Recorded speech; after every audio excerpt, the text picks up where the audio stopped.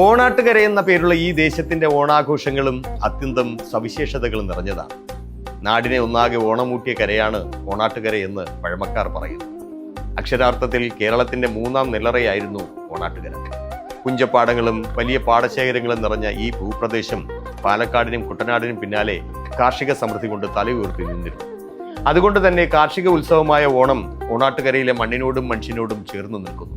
ഓരോ വർഷവും ഈ ദേശത്തിന്റെ കാർഷിക സംസ്കൃതിയുടെ തുടിപ്പുയരുന്നത് ഏവൂർ സംക്രമ വള്ളംകളിയിലൂടെയാണ്. കർക്കിടക സംക്രമവേളയിൽ ഏവൂർ ജലോത്സവം നടക്കും.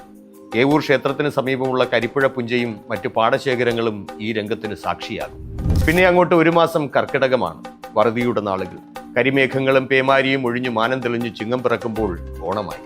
പായിപ്പാട്ട് ജലോത്സവമാണ് ഓണാട്ടുകരയുടെ ഓണവിശേഷത്തിലെ ഏറ്റവും പ്രധാനപ്പെട്ട ഒരു ഏട്. പൊന്നിൻ ചിങ്ങമാസത്തിലെ തിരുവോണം, അവിട്ടം, ചതയം ദിവസങ്ങളിലാണ് പായിപ്പാട്ട് ജലോത്സവം നടക്കുന്നത്.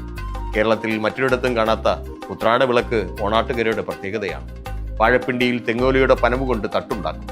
നാട്ടിൻപുറങ്ങളിൽ കാണുന്ന മരോട്ടി എന്ന മരത്തിലുണ്ടാകുന്ന കായ മുറിച്ച് അതിന്റെ കാമ്പ് ചുരുണ്ടിക്കളഞ്ഞ് അതിനെ ഒരു ചെരാത് പോലെയാക്കും.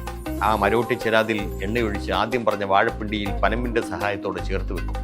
എന്നിട്ട് ഉത്രാടം മുതൽ ചതയം വരെ 4 ദിവസവും വിളക്കുകൾ തെളിയിക്കും.